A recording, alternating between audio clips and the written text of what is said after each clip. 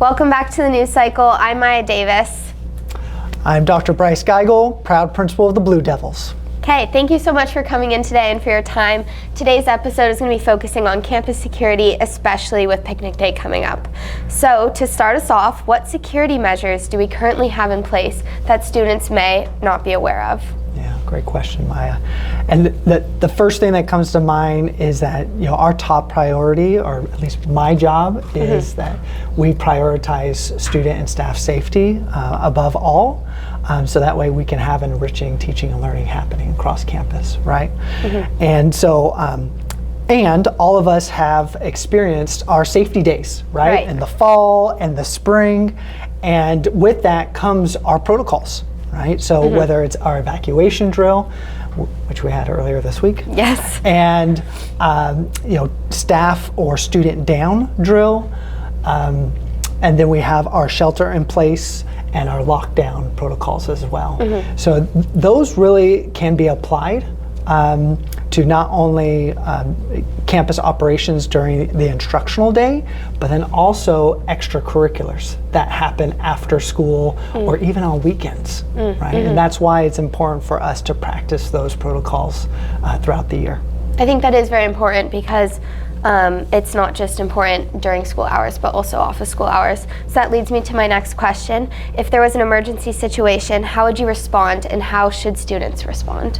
Yeah, calm, right? Calm, making sure that we are following adult direction, right? Staff direction at that time.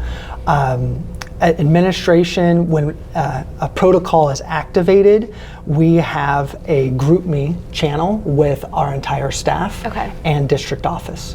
So any direction on how we need people to move comes through that. So staff will be the first ones to know of the instructions or what protocol is being activated.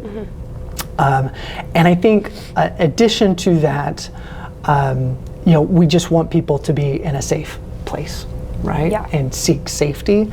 So if there was ever a time where a specific area of campus is compromised, we would definitely be instructing and giving directives on where that safe place would be. And again, we practice this in our safety days where we have our evacuation sites, but then we have our tertiary evacuation sites, which is community park. Okay. Yeah. What are some of the evacuation sites here on campus? Yeah, and it's all dependent on where your class is located at that moment of time, right? So if my second period is in the L wing, right, we know that L wing, M wing is going out to the 14th Street, right? And then the others are, S wing, A wing are moving out, STEM building, moving out to the Vets lawn, and then behind the tennis courts, right, with the P wing. And then we have O wing, and the gyms move out to Oak Avenue. Okay, those are a lot of sites. A lot of sites. With picnic day coming up, what was it like last year for you in the school when the shooting happened? Yeah, it was unsettling to say the least. Of course. And I recall my wife and I attended cabaret to cheer on our jazz choir students. And I recall walking up to Brunel and hearing something that could sound like a gunshot. And we didn't know at the time, right? I want to make sure that we are factually informed.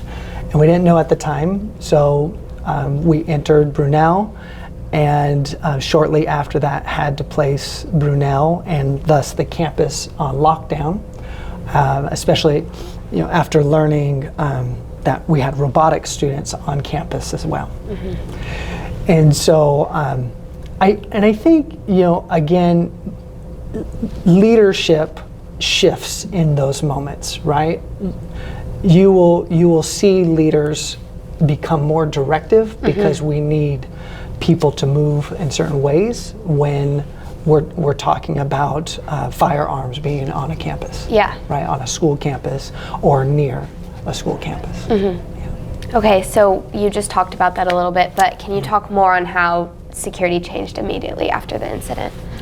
Yeah, and as you mentioned, right, that was picnic day last school year. Yeah. And so it really has changed our districts and our site perspective on how we support events that occur on picnic day specifically. And so in partnership with district office and in partnership with the city of Davis, we sent out a message to our school staff to not schedule anything during the day of picnic day, that Saturday moving forward. And we have this long-standing tradition of the Halden Invitational Track Meet that we want to continue to highlight and celebrate our student athletes. And it is such a rich event that brings 40 other schools to our campus. And so again, we wanted to make sure that we could support that event by that being the only event on campus during picnic day. Okay.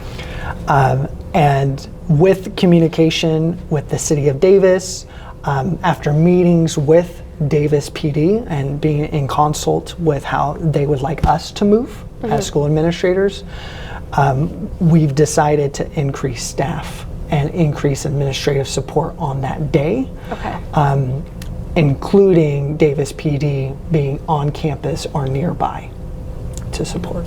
Okay, with having those people on campus and keeping students off, is there any other measures the school is taking to keep the students safe on picnic day?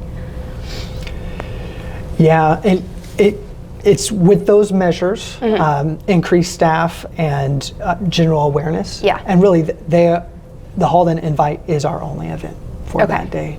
The city of Davis has also issued a statement saying that they are not approving any permits on picnic day in local parks, right? So let's take Community Park, for example, right? There should be no activity at Community Park or nearby parks to the high school. Okay. Yeah. Awesome. Okay, I think that's all we have for you today. Thank you so much for coming in. Thanks, Maya. Appreciate it. Thank you.